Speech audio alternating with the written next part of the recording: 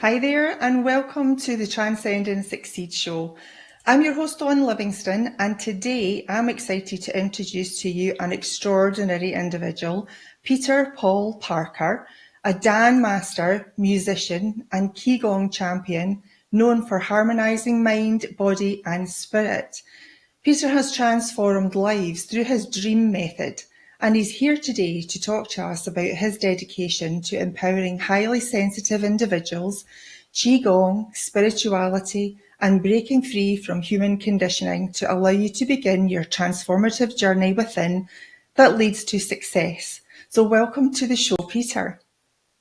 Thank you very much for such a wonderful introduction, and thank you so much for the invite. I'm very honoured to be here. You're very welcome. Thank you for agreeing. Firstly, can you start by telling us your story, your light bulb moment, and how you found Ki Gong?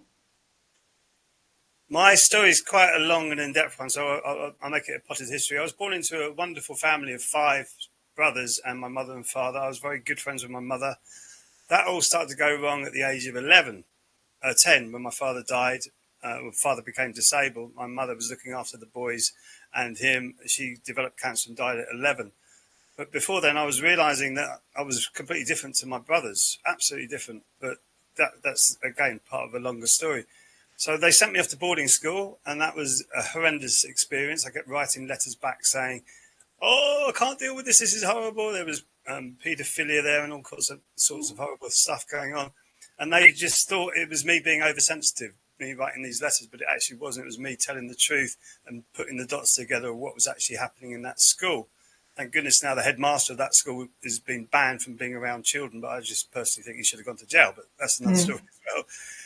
At the age of 19, my father died, and I was in a trance. I was in a complete zombie mess. I was like what I call the numbness trance now. I was like just living life as numb. So I was drinking heavily and just going through life. And what happened was I got into a printing job, and then having a good education, or perceived good education, this is what they call it in our conditioning of our society. Yeah. I went into the sales world, which I found it like a shark's den. It was like a pool of sharks eating each other.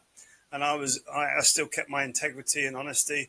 And I just found that wasn't for me. So I literally put the keys through the estate agent's letterbox, which should be a real estate agent in America, walked away from my mortgage and said, "I'm going to be a professional musician." And I went, "Oh, what am I going to do?" I was good at music anyway. My family's got a big musical background. So I just literally, this is what you could have done in those days, back in the day. I went to live in Staines. There was a bedsit for about £30 a week. I could get a gigs very quickly, just getting 50, 60, 70 pounds a week. So I was living literally off my wits, trying to find more and more work. And that slowly grew. And I went to bass college, met lots of session musicians, started to hang around in those circles. And the music career grew till I got into the who's who of British popular music.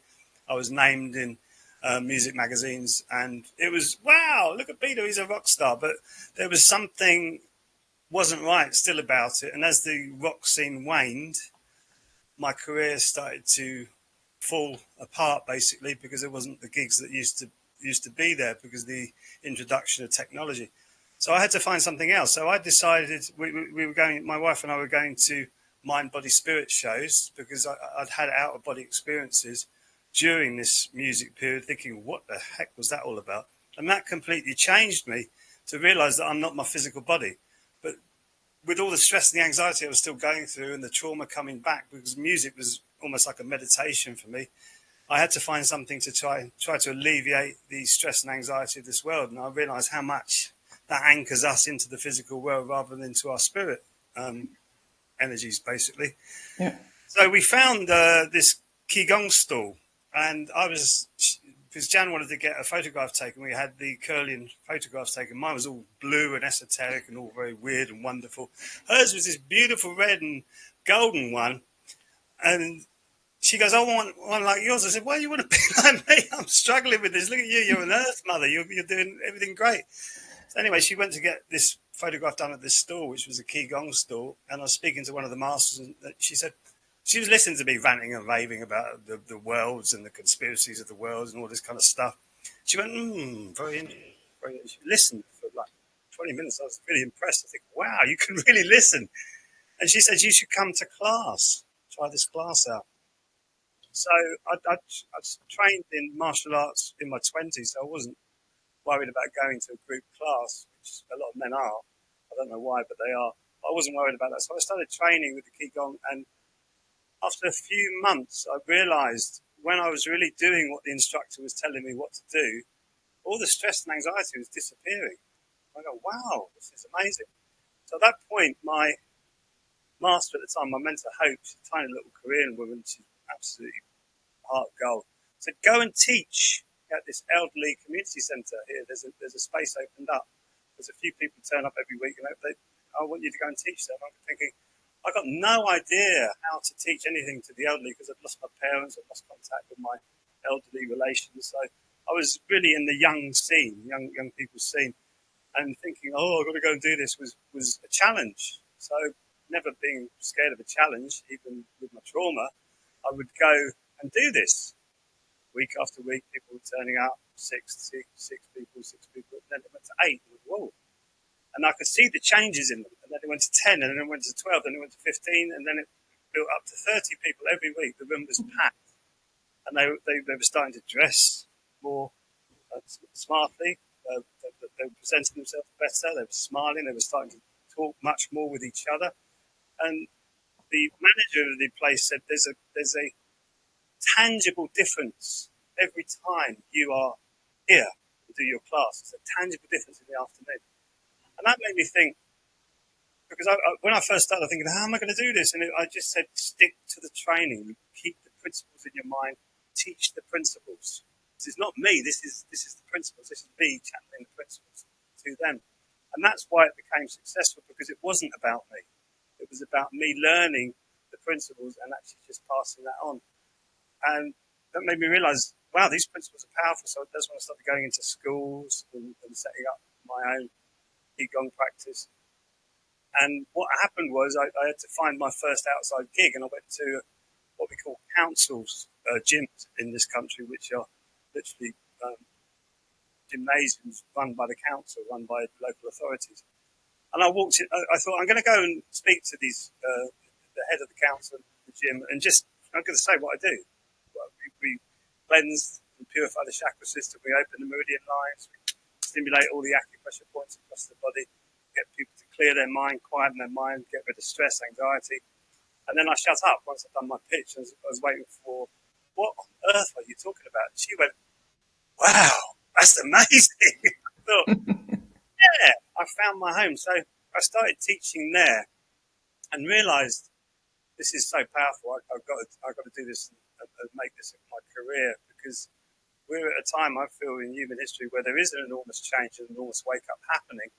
And I found, for me, to go from that transformation of that really traumatized boy to this human being is in front of 30 people, which was what the gym went to. It went from 6 again to 8, 10, and it went up to 30 people every week. I'm realizing that this is really needed for people, because lost on how to find themselves. We need to come back to ourselves as human beings, because we've been so conditioned to be otherwise. And I realised it's stress and anxiety and fear, the main contributors for me to actually be that human being who went out of his body, came back into his body, and actually living that life on this earth. It was stress, anxiety, and fear stopping me from doing that. Yeah, and your classes are increasing because you've got excellent juju. Yeah, you've got that excellent. You exude that energy, or safety, and absolutely, and that makes a difference to people. And just quickly going back to your point earlier, we are so much more than our physical body. And Oh, people just don't understand that. And that's been the message I'm trying to get out as well. So I'm glad you're saying it too. We are so much more than just, being a physical being. Can we go talk a little bit more about Qi Gong? Can you just go a little bit deeper into it and explain how it intertwines with spirituality in your practice? What is it? What does it do? well, Ki means energy. We call it Ki because it's Korean. There's a Korean style of Ki Gong or Qi Gong. That means energy, basically. Ki means energy. Gong means utilizing well or mastering, but it's one of those words, a bit like meditation. It's such a big umbrella. So it just means utilizing energy well. So what is energy? We get taught about the physical body, and actually mainstream science doesn't know really what energy is, doesn't know where it comes from. So energy comes in, and we're created from this energy. Physical matter comes from these divine blueprints. We have blueprints. Sound has blueprints. So when the energy comes into the body, we create the material world through spinning particles, basically. So what happens when we get stressed, anxious, upset? We hold this in our bodies, and we need to be cleansing that all the time. And what Qigong does, it helps to cleanse the energy of the body. So that's when you're tapping the body, you're not only strengthening your bones, which is so important for a long life, a healthy long life. You're producing good bone marrow, which is your red blood cells, so you're getting healthier blood. But more importantly, it stimulates your mitochondria. So 90% of our energy from our body comes through our mitochondria, literally throwing it out. So when you shake your hands vigorously or tapping, you feel all this tingling. You think, oh, what is that? It's new energy coming into the body, which is why you feel lighter and more clear with Qigong. So the three main principles are, which goes along with mainstream science, is water up, fire down. Water up means water cooling the head, coming up from the kidneys. So we need a cool brain to have a decent brain. So water up. Our ancestors knew this. We don't know this at this moment in this world today because we've all got hot heads, most of us.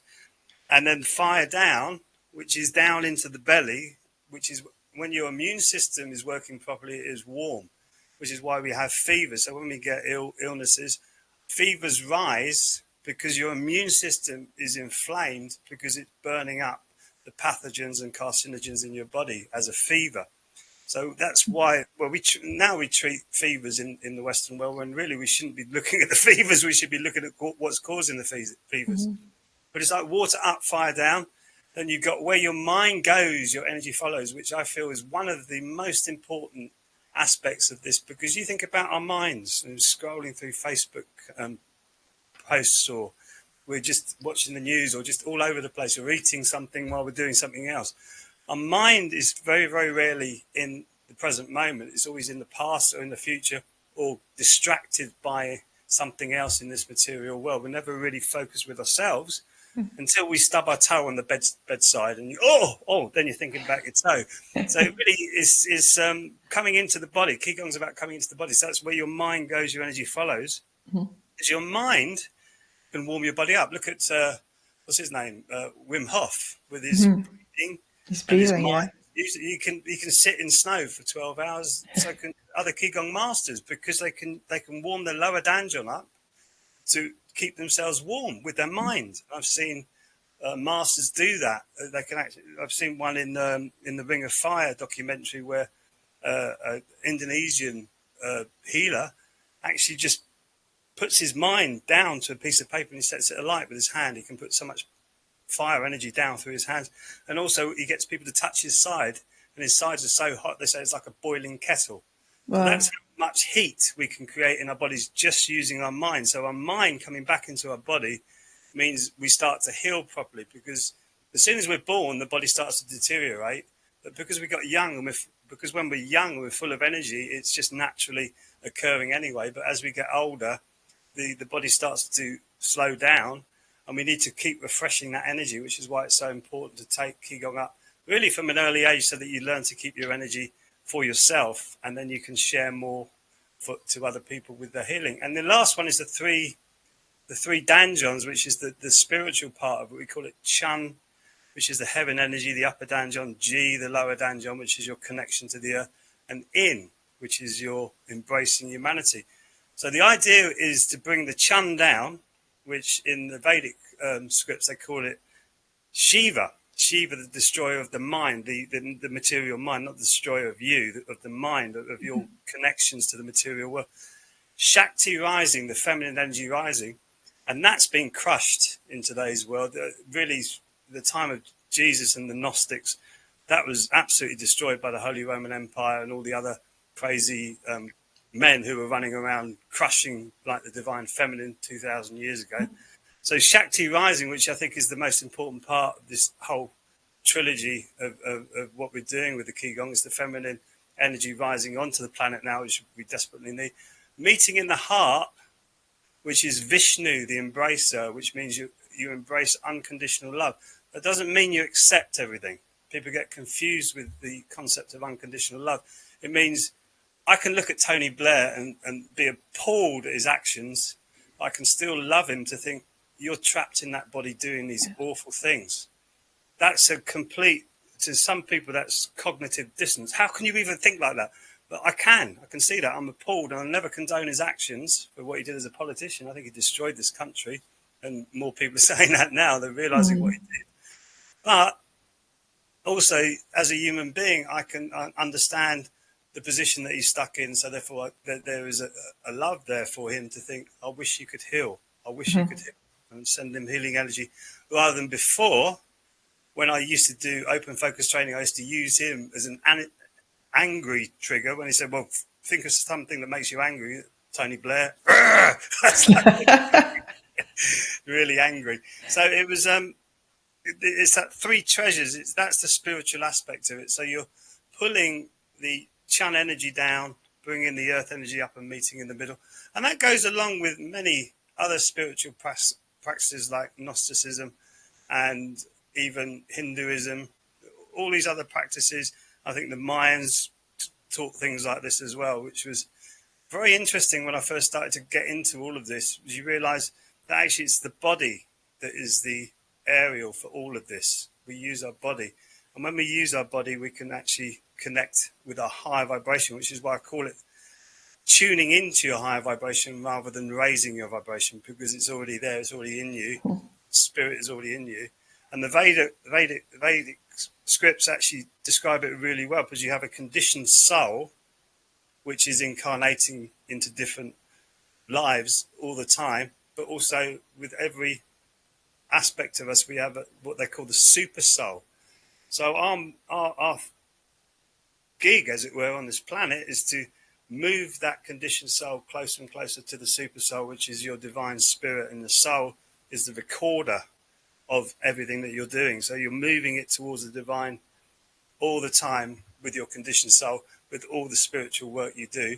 And the good news about it, if you do get into a spiritual life, we call this the Kali Yuga in the Vedas, this won't affect you. You'll actually start to keep moving your life in the right direction, and none of this stuff will actually affect you, which I think is a blessing, which is why I'm such a massive advocate for Ki Gong, and I want everybody to do it so that we can create a community of beautiful, loving, compassionate people who can all connect with each other, and we're free of this polarization and conditioning that this world's put onto us. So that's why I love Ki Gong, and I love it because you see people emerging from this matrix, this field that we live in, this illusory world they call the Maya, out into the real world, what I call the real world, which is like the Tao, which is the way, the balanced way. And just going back to what you were saying there about, getting angry about something, it's about acceptance, isn't it? About having the ability to look further than the actual situation and know that you can't control something. You can't control everything. So it's about accepting it as it just is. That is the way it is, isn't it? And instead of being triggered by everything or every little thing, it's all about acceptance as well. That part of unconditional love, isn't it? Yes. Mm-hmm. Also, this is the heart math institute. When you're putting positive energy into the field around you, you're creating a positive vibration. And if more of us were doing that, this positive vibration will be all over the world. And there's lots of pundits and spiritual experts saying there's about 1% awake on the planet at the moment, really awake to what we really are. And if we move that to 5%, we've got about 4% to get there, then this planet will transform overnight. And this is where we're going, because out of the Kali Yuga, we're going straight into a golden age, Sattva Yuga. So we as human beings will start to realize, actually, my intuition is real. Actually, my clairs, the 4 clairs are real. Clairvoyance, clairsentience, all the clairs are real. And all of this connecting with spirit and people who passed on when they haven't really passed on, all they've done is gone through a door and they're still around. So, and it's all one connection. Then we'll be more connected with actually what we really are, rather than who this physical body, which is amazing in itself, but it's literally as everybody says, it's the pinnacle of the iceberg. It's just the iceberg. Underneath, we have this enormous spirit, which needs to be tapped into. When we tap into it and we find our profound purpose, which is coming from the Chun area, your third eye, and your 7th chakra, when you start to connect more with that, once you've grounded yourself into the earth, it all becomes natural, and you can speak about this in a confident, coherent way without worrying about what people think anymore. Because I remember when I first started talking about this kind of stuff many years ago, people go, "Whoa, you're a bit weird, or you're a bit oversensitive, or you look into things too deeply," and all this kind of stuff. I thought, no, I don't think so. I feel this is who I am. And now, working with many highly sensitive people, they're coming out of the closet, as it were. And you get paratroopers and people, tough guys, Marines in the army. I hear stories of them being highly sensitive, because people don't really understand it. Your sensitivity is not about being a shrinking violet. Oh, look at poor me. It's actually about sensing and feeling things more. That's what a highly sensitive person is. You sense and feel things more. Your intuition is greater. You can put the dots together a lot quicker, and then you'll try to explain someone because you put the dot to a point or a vision that you have, and you say, well, I'll put these dots together. And then one of the first things they say to you is, well, who do you think you are? You think, I just put the dots together, that's all. And then you can't get any more clearer than, well, this led to this. What do you think? No, I don't see that. And you think, well, why can't you see that? And now I'm starting to understand, being highly sensitive, we tend to have memories, a lot deeper memories of our past and actually previous lives. I'm starting to get flashbacks from previous lives that I've had. And you go, wow, this is just incredible, when you tap into your sensitivities. And this has all happened through training with Ki Gong. My sensitivities were high when I was young, went through this trauma. It's obviously put me on this whole journey of everything that I've been through with the music business, and now this Ki Gong is setting all this up to get me to here. And I appreciate all of it, even the trauma, even the dark nights of the soul, which have been many. I appreciate all of it, because it's taken me to get to here as a human being, to really appreciate all the good and all the bad. It all comes part and parcel of actually being a human being, which is acceptance, as you say. It's acceptance. Not thinking, oh, poor me, oh, this is really bad, I can't do this. Yes, the victim mentality, right? It creeps in a lot. Happened to me as well. Absolutely. Okay, now is probably a good time for us just to have a quick break. So after the break, Peter is going to tell us his fun fact. So stick with us. We shall be right back.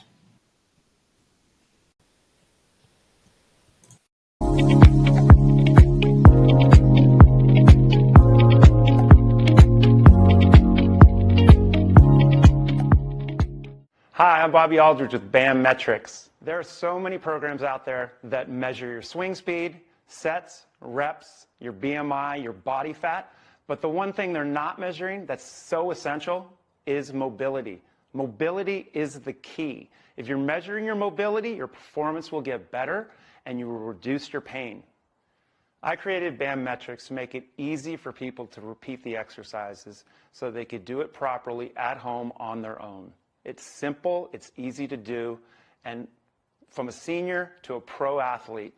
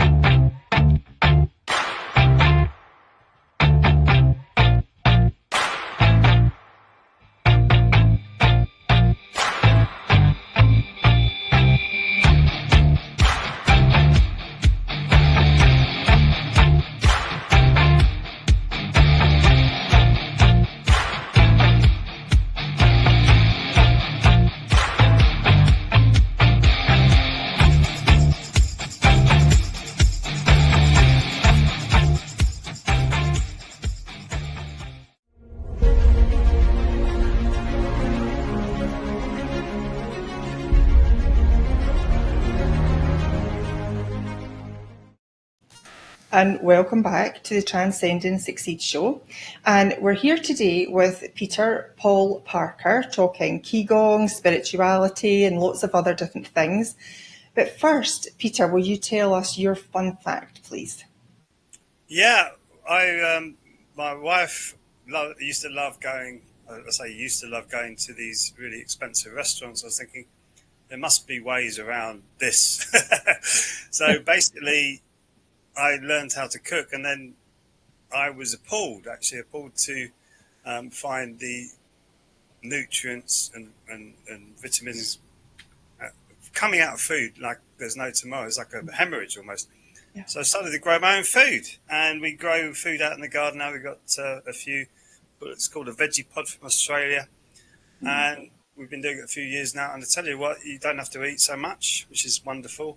Food tastes completely different, and it's just wonderful thing to do because you start to get into the cycle of life, as we have a compost bin as well. So you realise you put the old vegetable sheddings into the compost, it comes back around, you put it into the soil, comes out as the vegetable, and it's coming around and around again. So it gives you an insight on how this material world is always recycling. Mm-hmm. And it's I love cooking. I absolutely adore cooking. I'm really into nutrition and how the body is supposed to be working. And our diet in the world today, all across the world really, is abominable as far as I'm concerned. I think we need to be looking at that and also looking at growing it. No matter how small your plot is, you can grow herbs which taste better, or you can grow rocket or anything small. You can grow in little containers. And it's just that lovely feeling of putting the seed in the ground and then watching it grow. And it makes you realize about life that it's not always instant gratification, because when we chase that, that's exhausting, and it's not very, it's not a very sustainable way of living. But if you put a seed in the ground, 3 weeks, 6 weeks, 8 weeks later, 10 weeks later, you might be eating it. And it makes you realize what life is really all about, rather than this instant gratification that we've been conditioned to be like. Beep, beep, beep, beep, pushing buttons and watching screens and stuff. It's like, it's not how we should be. So, yeah, growing food, I would say, is really amazing when you actually get into it. And also you realize that the little difficulties you get with the bugs and everything else trying to eat your food, and the squirrel coming in and nicking your blueberries. And it's like, well, they've got to eat as well, haven't they? Yeah. He's got a cob nut. We got a massive cob nut tree that he can't even walk after he's been in the coconut tree, and then he has to come back for dessert with the blueberries. So we join the line on the dessert. Yeah. There you go.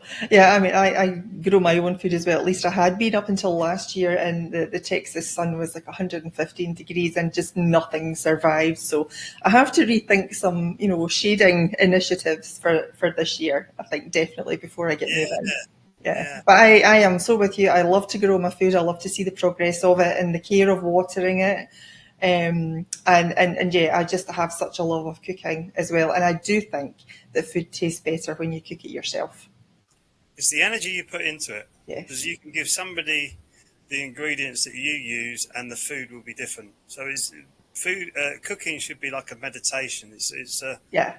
I remember hearing a Buddhist monk say, "Do each chore that you think is really horrible with your best passion." And I'd never thought cooking is horrible, but I just thought it was like a means to do something. Now I think, okay, what am I going to create next? And then you get all these flavors, and I got into food and started to realize that sweet and sour and sweet and hot and all different combinations of food that you can put together. You think, wow, this is great. And anybody who comes over and eats with me says, if I could eat like you, I would be vegan tomorrow. And I go, well, you need to learn to cook like me then. Absolutely. Yeah. I often put dinner down in front of my husband and I'll look at him and I'll say, that was made with lots of love. And he's like, yes, I know. It's always made with lots of love. Anyway, we're getting off topic. So, in the context of your coaching, can you tell us about your dream method and how it complements the principles of Ki Gong?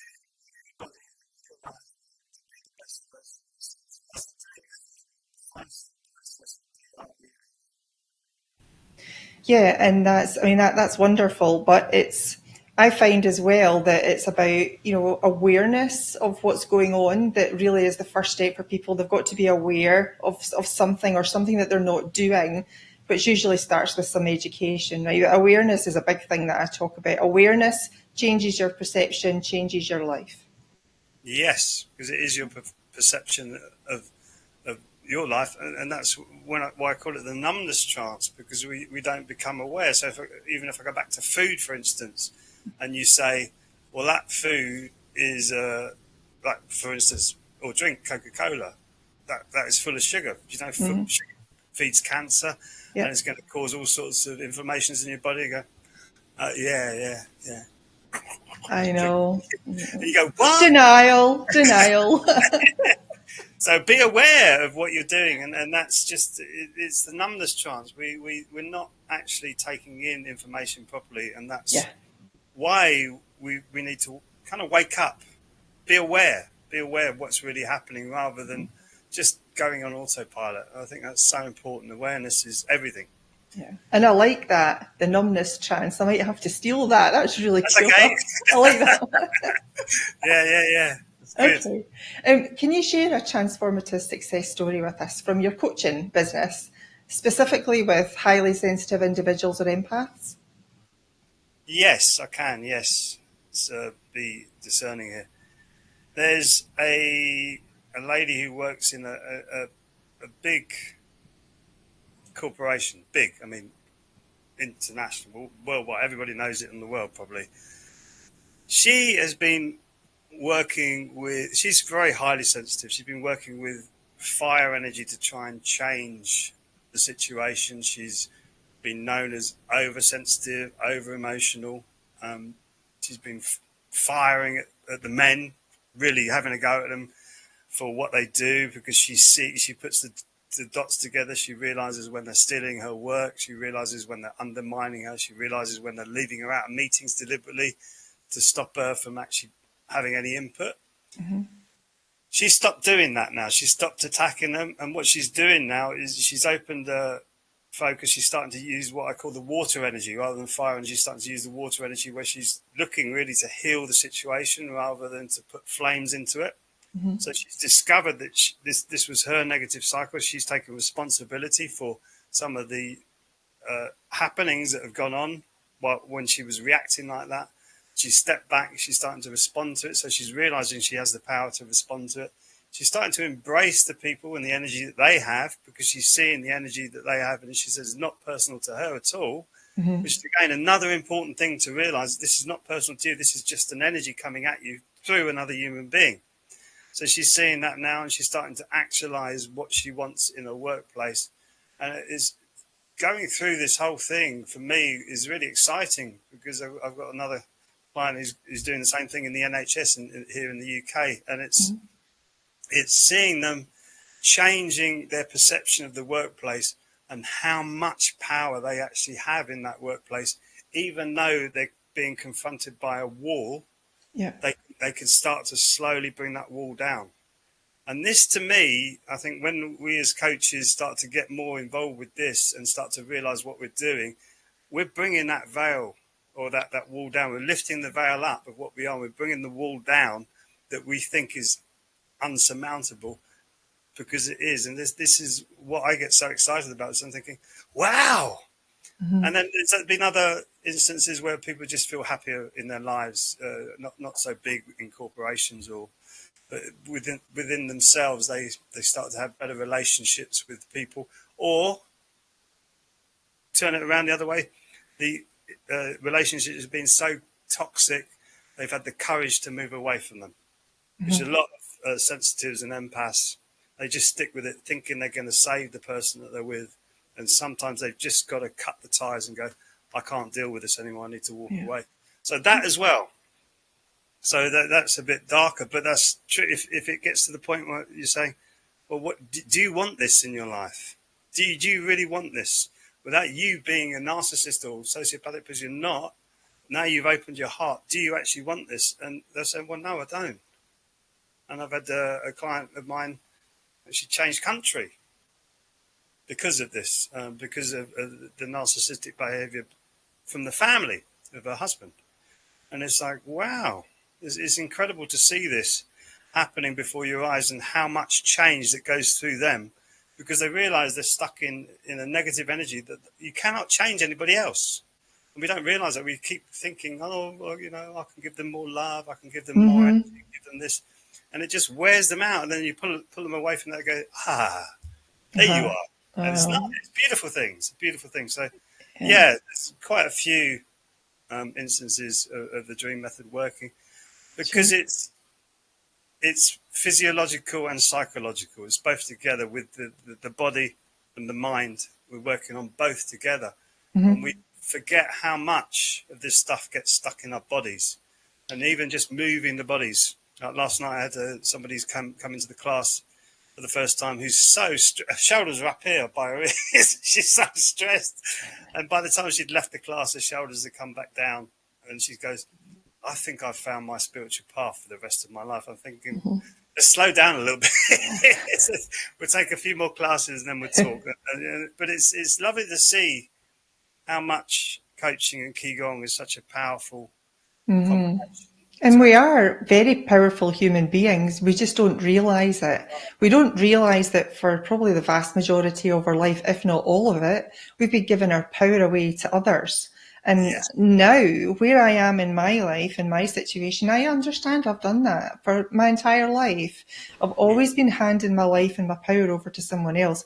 And it's true, once you have that awareness and you have that change of perception, because this is how I ended up on this path. I realised I was in a toxic relationship and and I was exactly the same. Oh, I can help him.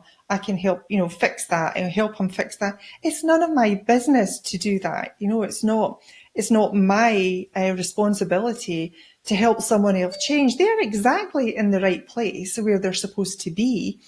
But it's nothing to do with me. It's not my responsibility to help them. They have to just get on with it. And the only thing that I realised I could do was exit. And that was the best decision I ever made. So yeah, we are very, very powerful beings. I've done that with family as well. I've done that with the family a couple of Yeah. times. You think, I can't do this anymore. I can't have you patronising me, undermining me, telling me I'm oversensitive, saying I look too deeply into things. Even being accused of being too moralistic, and I've always scratched my head at that one because I've never quite worked that one out. How can you be too moralistic? Your morals are your morals, and I don't know how you can be too. Anyway, yeah, you just no, I can't deal with that anymore. I can do, I can stand, and probably now I could deal with it better. But I don't want to deal with that negative energy. Yeah. It's like if you think about like the muddy, oily field here, or you got this beautiful pasture here. Which one are you going to choose? You choose the pasture. You choose to grow. You don't have to get stuck in the mud. And when you choose to grow, sometimes it's a hard decision. You can never.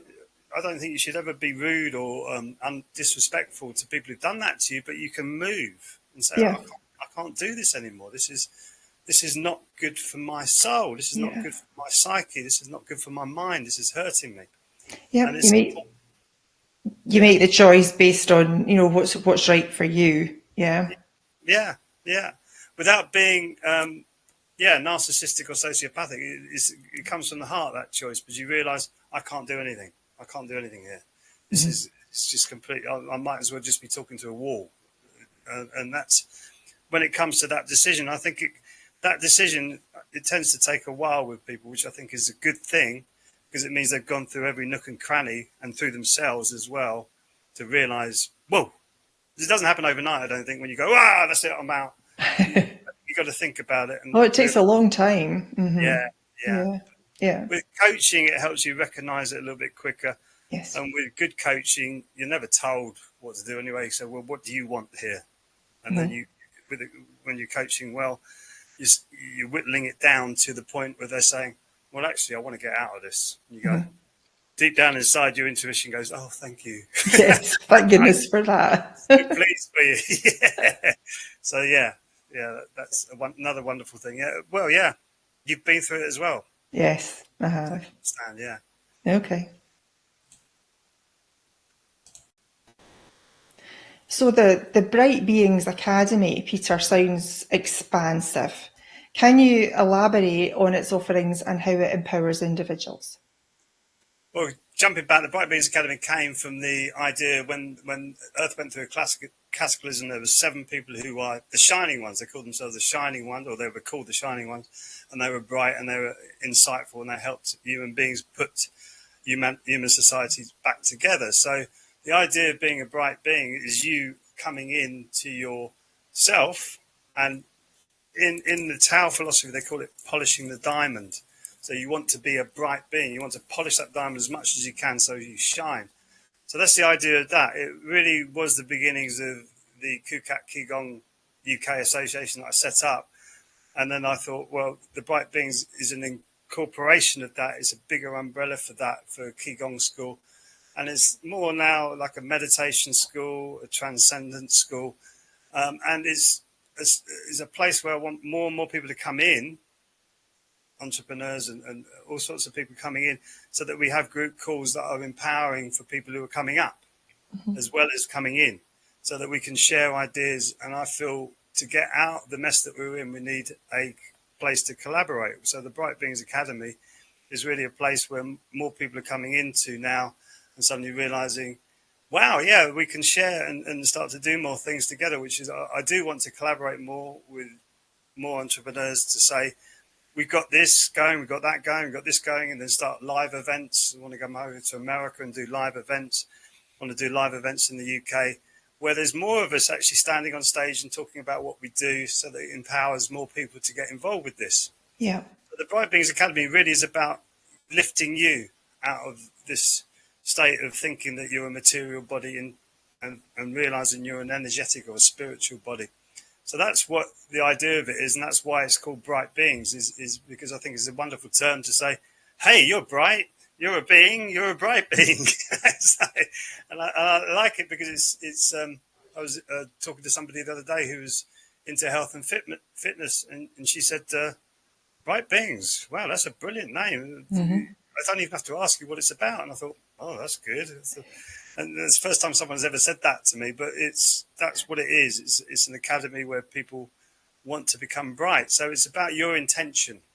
It's not about me and the training and all that. It's about your intention. I can be as bright as I possibly can be as a trainer and an instructor and a coach, but then you come in and you become bright as well because you're actually going through the training of getting rid of all this negative energy out of you, which will naturally bring you into a brighter state. So people who do train with me, there's a really good example of that, who somebody comes down the road and trains with me every Wednesday night. She also does the Thursday and Sunday classes in the online academy. And she just says she's been through the most stressful 6 months of her life. She said if it hadn't been for the classes that she'd been attending, she'd have probably jumped off a bridge by now. It's given her so much so much stress coping mechanisms that she's been able to get through this. And she's actually moved up from a position of being on the shop floor now to the manager of this store that she works in, this charity shop she works in. So she's moved up her position, and people are looking at her and seeing her differently. And now she's chatting to people who come in who are like been Zen Buddhists for 30 years, and she's having conversations with them, and she's going, I can't believe I'm having conversations like this now. And so it changes you. When you get into this, it changes you. And what happens is when you're tuning into your higher vibration, you meet people who are tuning into that higher vibration as well, which changes your life. And I was talking to another entrepreneur yesterday, is saying, well, you get into these conversations, go, what's the weather like? Yeah, it's a bit miserable day, isn't it? Yeah. What'd you get up to last night? Yeah, well, watching TV. You're thinking, I can't deal with this conversation anymore. How are you feeling? What is going on inside with you? What's happening in your life? What you're thinking about? How can I help, if any way? Or do I need to help? Or can I be entertained by you? It's a different way of looking at life. And that's why I feel entities like the Bright Beings Academy are important. And to me, it's not even my own anymore. It's just an umbrella where people come and they do Ki Gong classes. There's free meditation courses there, free Ki Gong courses, all sorts of free stuff. Everything is at very, very low prices because I want more and more people to join it. My coaching isn't, but my Ki Gong is, and it's important that people can realize that they can look. I hear this all the time. I can't find a Ki Gong instructor anywhere near me, so I won't do it. Rubbish. It's online now. It's online. You can come and do it anywhere from the comfort of your own home, as long as the times work for you. So that's why I did it, really, is there was a need for, I think, an online Ki Gong class that's teaching this type of Ki Gong that I teach, which is a little bit different, especially in America, to the spring forest, which is what most people are used to. I feel no disrespect for that, because I think he's brilliant, the guy who's done that. I've watched him and I've learned from him. But I think it goes a little bit deeper, a little bit quicker. So you get a little bit more in-depth training from what I'm teaching rather than Spring Forest. But I'm not knocking Spring Forest at all. Sure. Okay, so we have a couple of minutes left. So let me put some information up on the screen, if you could tell people about this. There you go. All right, it's a discovery call with me. I'm offering this to all the viewers of this show. It's a 20-minute call to discuss whether you're interested in the Dream Method or Ki Gong. Either one is fine, but it's a free discovery call. We talk about what your needs are, what you're looking to heal, and you can just go to brightbeansacademy.com/HSB-hub, and there's a link there that you can book a call with me for 20 minutes, and we'll chat about what's up for you. No ties to it whatsoever, just a complete discovery call of where you want to go or what's hindering you living your best life at the moment. And I want to say that even I am a member of your Bright Beings Academy, and I really love your classes. Like your Thursday class, I can't do the one on a Sunday because it's at 5 a.m. for me. So Okay. I'm not going to get up and attend that one, but I love your Thursday class is really, really good. And sometimes for that whole day, that's the only time I've got to get up and move myself because I am just anchored to this chair for quite some time. So I will just say it's a wonderful place to be, and there's some amazing and incredible information in there. Peter, tell us about any projects or things that you've got upcoming this year. What are you working on? Well, there's this Transcend Succeed show host I'm actually working with at the moment to get an online course on losing weight, which is, I'm really looking forward to that. I'm also getting a third eye activation course together, which I'm really looking forward to that, which is your upper Dan John and for more spiritual enlightenment. Also running the Conscious Living Expo, which is getting groups of speakers together to talk about conscious living and how we can become more conscious on this planet. So we have experts coming in. You've been on that, haven't you, as well? Yes, it was the first one. It was lovely. Yeah, it was a great experience. Yeah. Yeah. So we'll be doing one with you again shortly, I'm sure. Great. So we're doing that, the Conscious Living Expo. Pipeline Dream. This is a pipe dream. 2025. Ki Gong in the Caribbean. Oh. Whoa! This could be a good one. So we're talking about doing a cruise for all the entrepreneurs we know. So we do like 5 days of Ki Gong while we're cruising through the Caribbean. Nice. Which sounds like a really hard thing to do. So I'm sure that would be really great fun. But that looks like it's going to materialize as well. So that could be an amazing thing. And I'm also looking to do, coming over to America, maybe do weekend workshops and things like that with other entrepreneurs like yourself to see if we can wake more people up, help more people, get more people into this thought form of spirituality, using the mental to get into the spiritual, which is what it's all about. So lots of things happening, and I'm looking forward to it. Actually, I'm speaking on a HSB empowerment conference as well, coming up very soon. Jill is organising that, and I'm looking forward to that because it's, as I was talking about, highly sensitive people. It's not about us being shrinking violets and, oh, I'm oversensitive and overthoughtful. It's about actually increasing our perceptions of this life and making it bigger, because that's what we are, all of us, every single one. It doesn't matter what label you've got. We're all sensitive to our spirituality, and I think we need to start to embrace that.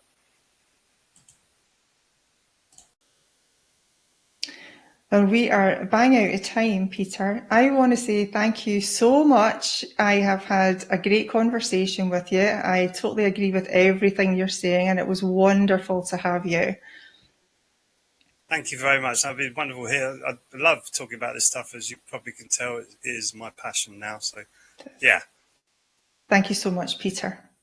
Okay. And thank you to the viewers, whether you're watching live or on demand. And we will see you next time. Thank you now.